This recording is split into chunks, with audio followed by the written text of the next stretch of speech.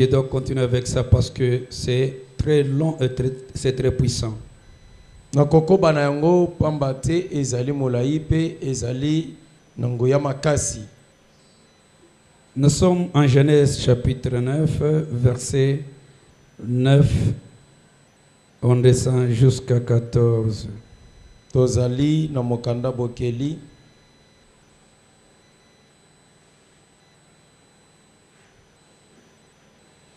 Tozo kotele mapona kotosa makomi na nzambe. Voici, j'établis mon alliance avec vous et avec votre postérité après vous, avec tous les êtres vivants qui sont avec vous, tant les oiseaux que les bétails et tous les animaux de la terre, soit avec tous ceux qui sont sortis de l'arche, soit avec tous les animaux de la terre. J'établis mon alliance avec vous. Aucune chair ne sera plus exterminée par les eaux du déluge. Il n'y aura plus de déluge pour détruire la terre. On s'assoit, on pourra continuer. Tofandi. Amen. Amen. Depuis que j'ai commencé à faire des recherches sur ce thème, Uta na bandaki kosala mobulukiluki likolo mama na likamboyo. Et je continue à le faire. Nazali kokoba na kati ya kolandela. Parce qu'il y a des histoires qui sont en train de troubler notre vie. Bambate ezana makambo ezali kotungisa bomoi na biso. Et pas seulement la vie charnelle, même la vie spirituelle. Ezali kaka kosuka na kotungisa nzoto na biso te. Ezali kokende bongo kosimba na molimo na biso. Parce que il y a un secret, il y a des réalités qui nous poursuivent dans notre vie jusqu'à maintenant et sont en train de nous troubler. Pambate ezali na bamakambo yoyo ezali kokoba na ko landa bomoi na biso mpe ko bebisela biso oyo ya malamu ikokaki kozala kati na yango. L'alliance Boyokani a commencé avec Noé après la pluie du déluge. Ebandaka na Noé sima ya mvula ya mpela.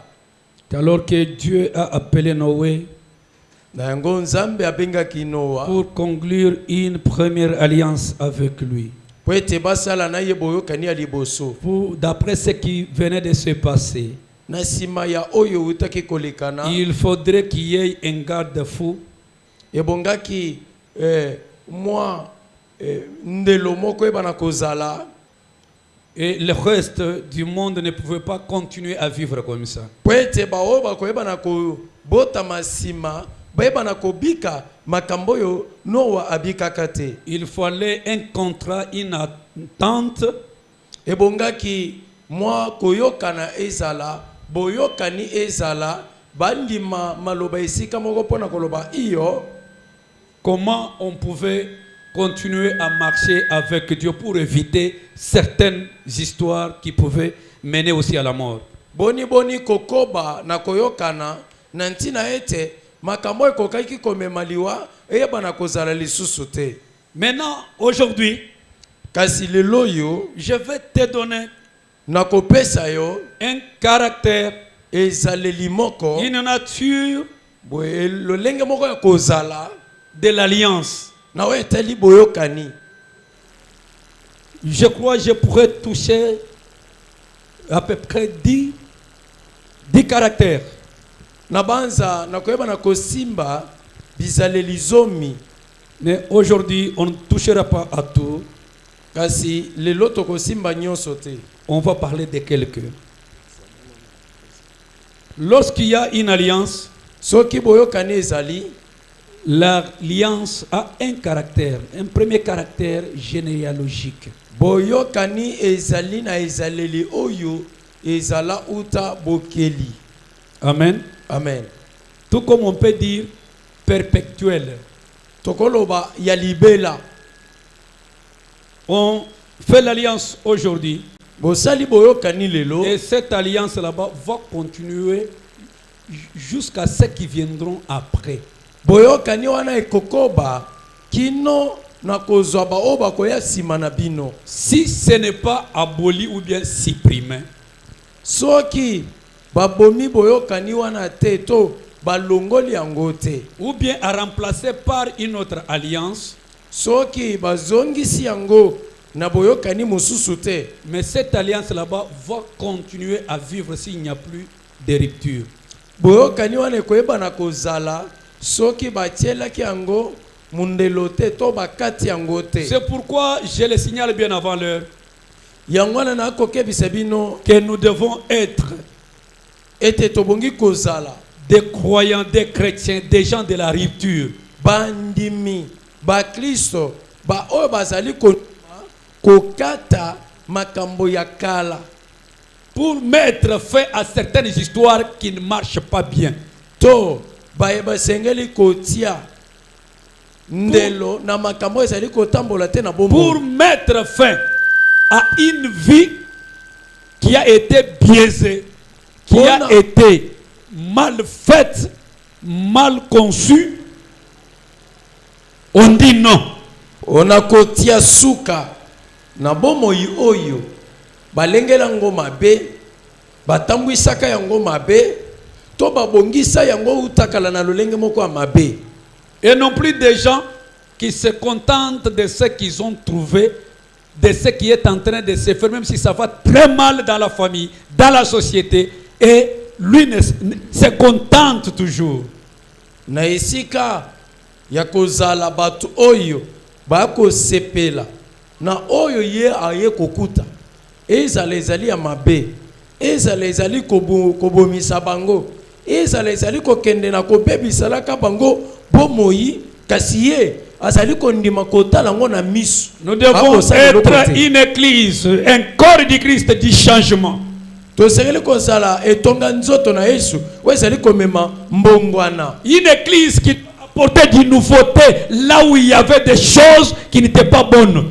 Etonga oyo ezali komema ya sika na esika makambo ezalaka ya kobeba na esika makambo ezalaka ya mabe. Des gens qui doivent améliorer l'état de vie, la situation qu'on est en train de vivre, que ce soit dans nos familles, que ce soit dans la société ou bien à l'église. Bato oyo basengeli komema mbongwana na lolenge kobika ya bato na lolenge bato bakobikela na bandako na bango. Et ce soir, je te déclare un fils du changement, na lobi na yo komi mwana ya mbongo, un fils de la nouveauté dans la famille, ozali moto akomema mopepa sika na libota ya un bino, fils qui doit changer des choses. ozali mwana oyo akomema makambo ya sika na libota na bino. Si on était en bas, toi tu dois un peu relever des choses. soki bango basukaki na kozala na bomo ya se yo sengeli komema bomo ya likolo. Si on était embourbé dans la boue, soki bango bazindaka kati na potopoto, toi tu dois faire rayonner la famille. yo nde osengeli obimisa bango pe otelemisa bango. Tu dois donner de la valeur à la famille. yo nde osengeli kopesa motuya na Et ça libota. doit commencer par toi. pe makambo yango esengeli kobanda Et ça kaka na doit yo. commencer par toi. ebonge banda na yo Si on oyo. n'avait rien fait dans la famille, soki bango basala eloko c'est toi qui te, dois le faire. yo nde ebonge osala. Hey,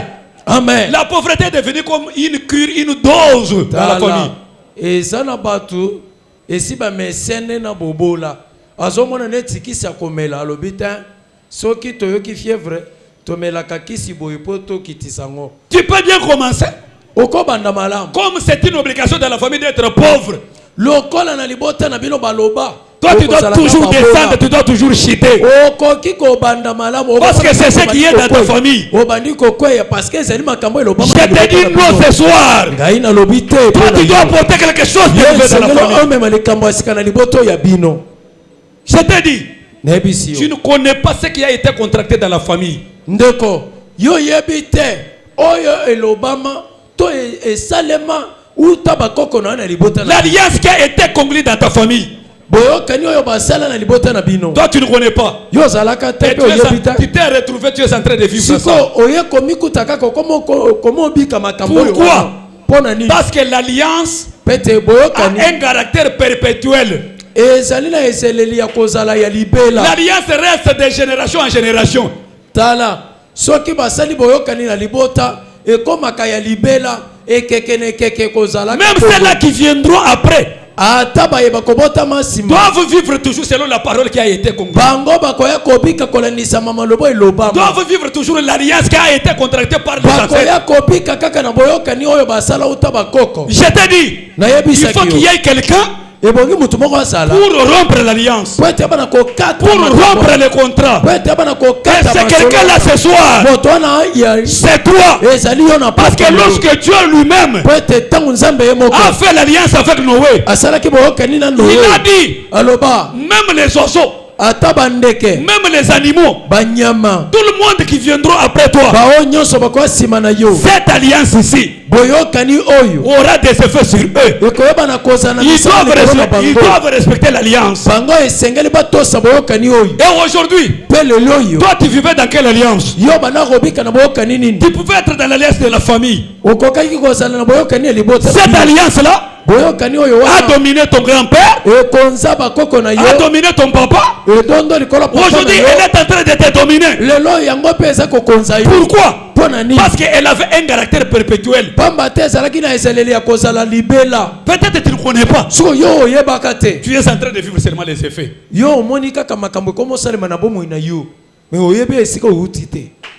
Pourquoi? Parce que l'alliance a un caractère qui doit se transmettre de génération en génération. Donc elle est comme ça.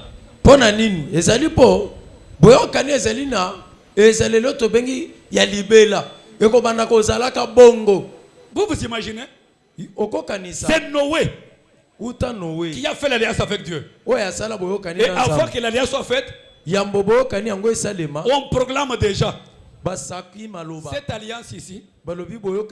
Et les animaux, et les oiseaux, et les gens avec qui tu es dans l'âge, ses fils, ses belles-sœurs, sa femme. Donc,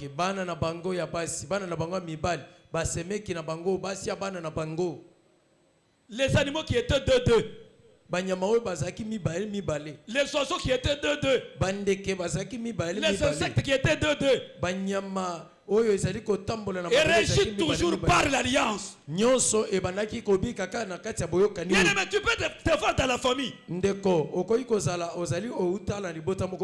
Toi, tu ne peux pas avoir des poules et des chèvres, des animaux à la maison.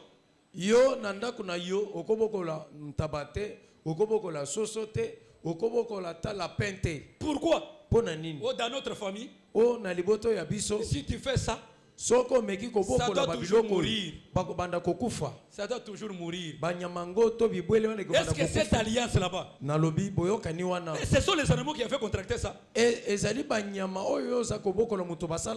les gens. Mais les animaux qui sont inconscients sont en train de subir.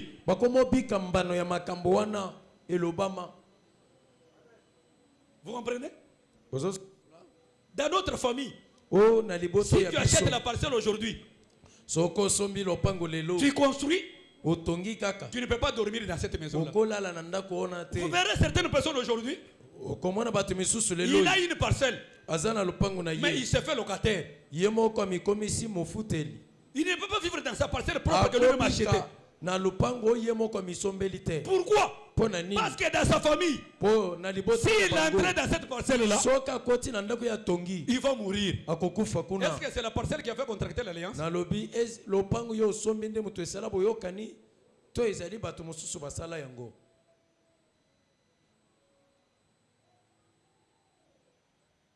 Un caractère perpétuel. Et tu dois dire non à cela. Si ça vous poursuit jusqu'à maintenant, toi, dire non au nom de Jésus-Christ.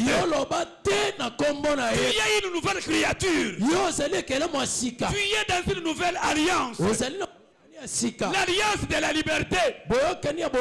C'était dit le dimanche. Tu es la tête, non la queue. Amen. Amen. Pas souffrir. Toi, tu dois aider les gens.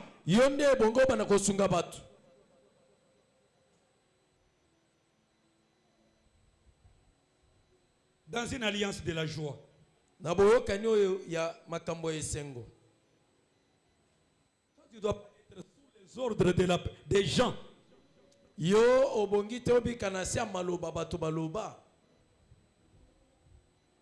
On t'a posé la question, est-ce que tu veux vivre dans la coutume, dans la loi, dans l'alliance qui a été contractée par les hommes de ce monde?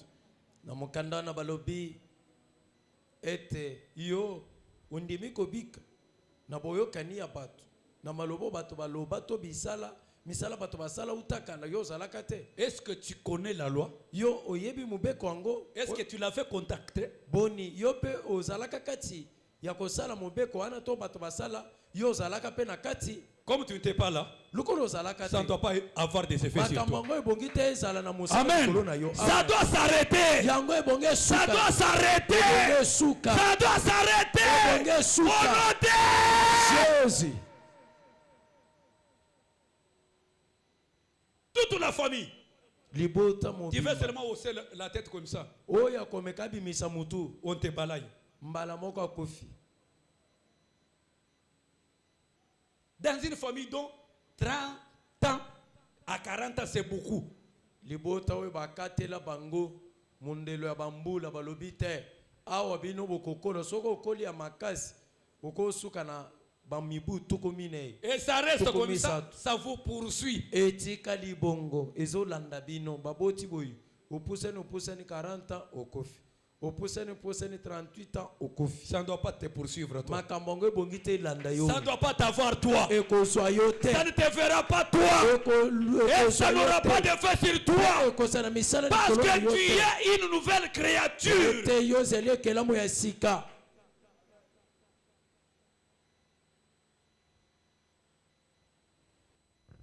nature ou caractère. Boyokani oyo ya libota. Cette loi ici, cette alliance boyokani oyo a un caractère conditionnel. Ezali na ezaleli ya etiami lokola mubeko okokite koboya. Amen. Amen. Donc l'alliance boyokani c'est conditionnel à ceux-là qui sont concernés. Balobi batiaki yango lokola mobeko na ba oyo bazali na kati na yango. Dieu les avait choisis. Nzambe aponaka bango. Noé, tu te prends toi, ta femme, tes enfants. Noa okozwa kaka yo, mwasi na yo na bana na yo. Leurs femmes, basi ya bana na yo. Et les animaux, les oiseaux que vous avez. Na babibwele, banyama, bandeke, nyonso ozali kobokola na ndako na yo. Et Noé. Pe Noé, si tu descends, la Bible dit, il a exécuté tel que ça lui a été dit. Noa, soku botangi na isika makambo yo ekomama balobi asalela nyonso ndenge bayebisaka ye. Parce qu'il était d'accord avec l'alliance. Poete ye andimaka boyokani wana. Et toi, yo, ce qui a été contracté par Papa Mutombo, Papa Chuoji, boyokani o basala epa tata kingani na yo, tata songolo na yo. Toi tu es en train de vivre ça aujourd'hui. Yo ozana kati ya kobika makambo yo wana lelo. Il y a déjà des générations en génération qui sont déjà passées, qui se sont déjà succédées. Ezana bato baleka liboso na yo na sima na yo bazali kokoba na koleka. Mais toi dans cette génération, siko yo ne kekeo ya yo, tu vis toujours sous la loi de la famille. Ozobika siko yo kaka na nzela mobeko ya libota na se ya mobeko wana. Oh, nzoka. La loi mobeko qui est l'alliance était seulement sur la famille de Noé. Etiama kaka pona libota ya Noa. Et votre Noé, Noé ya bino, est déjà mort. Asa kofa. Lui qui avait contracté l'alliance dans la famille là. Oyo asala boyokani na liboto ya bino. Des fois aujourd'hui, vous n'avez même pas de relation. Comme chez nous. On peut être de Benin Piano. Bokoki ozala ya mboka moko boy. Mais dans notre famille là, Siko na mboka oyo ya bino epai obota meli. il y a certains coins de Bénin. Ezali na ba biteni mususu ya batu. Donc on n'a même pas encore de relations. O batu wana ukomona bana ya tata kulutu na ba oyo ya paleki basololaka te bayokanaka te moko te kokende pa mususu. Ata koyebana bayebani te. To yebani te. Mais comment si dans cette chair siko toloba nanu na nzoto boy koyokana ezali te kosolola ezali te. Nous sommes déjà au niveau de compter Benin piana de Kayemba, Benin piana de Bokofumu, Benin piana de donc on n'a même pas encore des relations, on ne se donne même pas encore des offrandes, on ne se fait même pas quoi, mais seulement le nom d'un piana qui doit dominer sur moi, qui doit avoir des relations sur moi, qui doit me poursuivre jusqu'à chez moi ici à Kinshasa. Moi j'ai laissé là-bas. Donc ezali bongo, ezali lokola libota moko boy, takulutu na bango. Oya sala ete mboka wana ezo kombo na ye. Ye lokola zaki mpaka na bango ya libota wana ya mboka wana. Ye asa kofi na ye. Bana baye kobota masima baboti pe bana na bango. Bana na bango pe baboti bana. Sikoyo wokomona kaka lokola ye wana takulutu wana. Asala bikila kila na ye. Aloba maloba nde. Ezali kokoba na kodomine. Kokonza bana. Ata kubango bazalaka te. Kombo na ye kutu. Bana misusu babota mina bamboka. Neti na Kisasa boy. Neti na poto. Bako yeba ata kombo. Ya koko ya bango te. Kasi makambo koko na bango asala. Moi j'ai dit. S'il avait contracté ça. Soki ye wana asala bongo. Si Piana avait fait des alliances. Soko Piana asala baboyo. Il avait fait pour sa femme, ses enfants, de ces temps-là. Banana ye, pepo na tango yo wana. Et non pas moi de cet temps ici. Lui n'a pas fait qui Jésus. Il n'a pas cru en Jésus. Mais ici, moi, je suis chrétien. Je crois en Jésus-Christ. L'alliance de Noé. Noé avait conclu avec sa femme, ses enfants, et les femmes de ses enfants, ses animaux que lui-même. Noah asala kiango na ye, na mwasi na ye, na bana na ye, bana ya basi na ye, na bibwele na nyonso. Que lui-même élevait les animaux. Et la kiseta bana ko boko la bibwele na ndako. Amen. Amen. Je dois couper ça. Ngai ebongina kata singawana. Ça ne me concerne pas. C'est pour sa famille. Moi je suis d'une autre famille. Amen. Amen. Moi je ne suis pas concerné. Je ne suis pas concerné.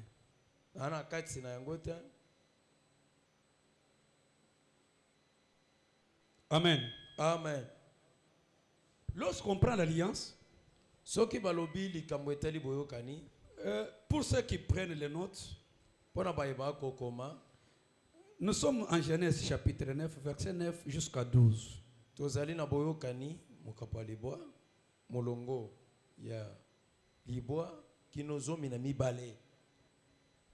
Comme la deuxième condition ici, tu peux écrire Genèse chapitre 6, verset 18. ezaleli ya mibale oyo balobi batie na mobeko kati na yango goyi kozwa mokanda ya ebandeli mokapo ya motoba molongo zomi na mwambe. Tu peux prendre encore Genèse 17. Okoyi kozwa pe boyokani to mokanda ebandeli zomi na sambo verset 7 molongo ya sambo. Troisième nature au caractère de l'alliance. Ezaleli ya misatu ya baboyokani. Elle est décisionnelle. Ezali oyo ezako tiama na maloba bako saka ou engageatoire. To oyo ezali kokotisa batu na kati. Là c'est Genèse 9 verset 11. Wana tozali na boyokani mukanda ebandeli mukapo libwa. Pourquoi Dieu s'est engagé? Pona nini nzamba kotaki na kati ya boyokani oyo? Pour contracter une alliance avec Noé. Parce que ce que Dieu avait vu ezalaki poete oyo ye nzambe amona comment les gens sont morts. lolenge nini bato bakufa na mvula wana Comment na la tango terre ya a Noa. été dévastée, détruite. lolenge kani mabele ebebaka na tango ya mvula Noa. Toute la nature qui était bonne bikelamu nyonso ezalaki na mabele ya kitoko a été supprimée. ebeba. C'est pourquoi nde na ntina likambo wana il a pris l'engagement. ye moko nzambe azwi ekateli, Il a pris la décision azwi mokano de ne plus encore faire pleuvoir ya inutile. konokisa lisusu mvula ya lolenge oyo wana te. Et il s'est engagé dans Nde- une alliance avec Noé. amikotisaki na boyokani na Noa.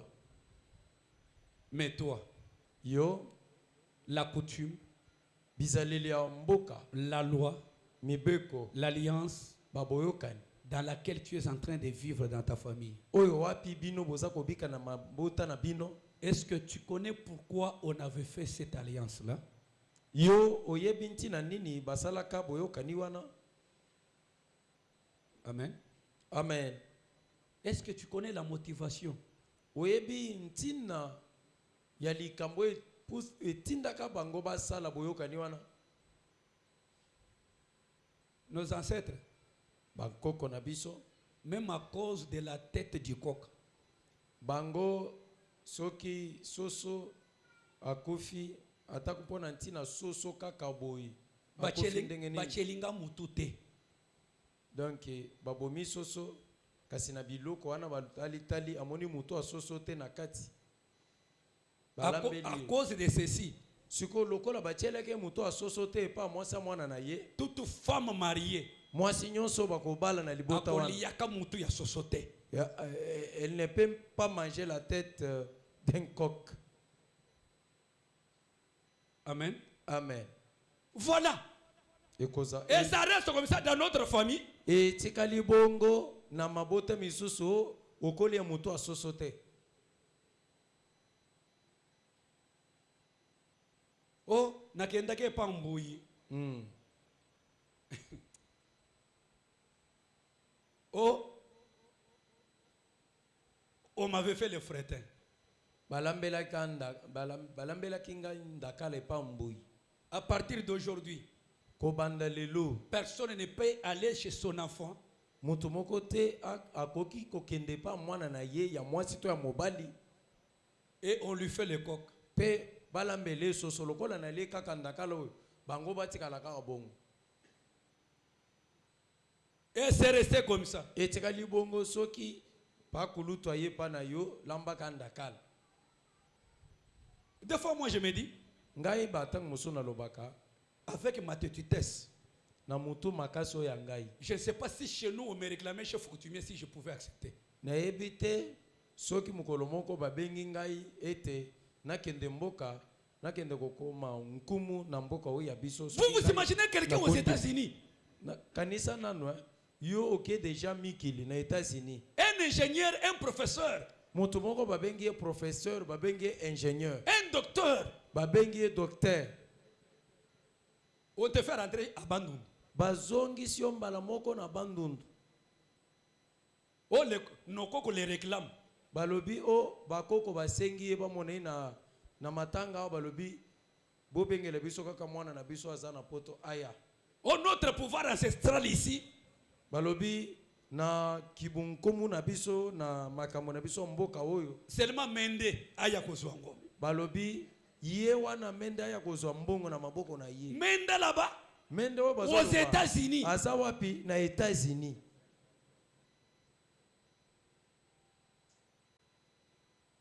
Hein? Qu'ils viennent gérer quoi? Baya kosala nini? Les champs. Aya kobatela bilanga.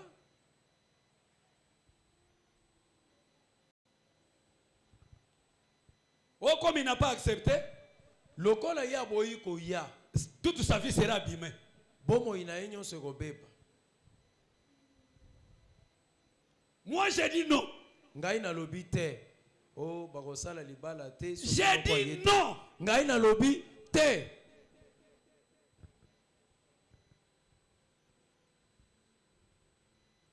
La coutume, bizaleli ya mboka. Est-ce que vous la connaissez? Bizaleli wana bukoko bino boyebi yango malam. C'est pourquoi Yango wana commencez par être né de nouveau. ndima kobota masika na molimo. Tout de l'alliance ancienne, Nyonso ya boyokani ya tout de la coutume nyonso ya bizaleli ya va rester dans l'eau. ekokweya na Et vous allez naître un nouveau homme okobota mamoto asika. dont les effets de la coutume n'auront pas d'effet sur toi. Misala nyonso ya bukoko ya Parce que bizaleli tu ya es mboka, devenu une nouvelle créature ekosala eloko te pamba te yo komi ekela mosika. avec une nouvelle alliance. Ozali kati na boyokani ya Ah, sika. bien-aimé, Moninga c'est mi. très bien d'être chrétien. Eza malamu kozala. C'est très secret d'être chrétien. Eza elengi kozala. C'est très bien de connaître ce Dieu. Ezali malamu koyeba C'est un Nzambe. Dieu qui nous a amené la liberté Nzambe nde muto momeli biso de bonso. vivre partout, Yakobika bisika yo. d'être à l'aise Kozala na et kimia. non pas être sous la loi de la personne. Kondima kozala na sa mobeko mutu te. Jésus-Christ, nous sommes libres. Kati na Kristo toza na Nous bonso. sommes affranchis. Tolongisami. Les limites. Bandelo. Ekozala isusu te. On avait un grand commerçant chez nous. Tozalaki na mutu moko azaki na bozwi ebele pa na biso na mboka. Pour lui, Pona mozwi wana. son papa lui avait dit, Tata oya ya loba na ye. toi tu dois être toujours ici. Yo ebongo sala kaka. Si tu fais un déplacement Soko meki kolongwa. pour arriver même à Bougimaï, Oko matambushimai. il ne va pas faire 3 mois. Yo okoko sala sanza misa tote. Il commence à chuter. Soki kaka alongwe asali mobembo. Seulement s'il revient en Ganajika, Mboka mususu. Et tout. Asali sanza misa to nyonso. Tout démarre. ekokwe. Soka zongi na mboka epai tata na ya loba maloba ke okozala kakao. Abandi koma isusu mozwi. c'est ça qu'il voulait vivre. Nde makambo oyo bino ba chrétien lelo bolingi bobika. En Jésus-Christ, Kati na Yesu to. il nous a dit, Aloba na biso. partout vous allez fouler vos pieds. Bisika nyonso bokonya. Moi, je vous ai donné la possession de cet endroit-là. Pesa bino bokonzi na esika oyo wana.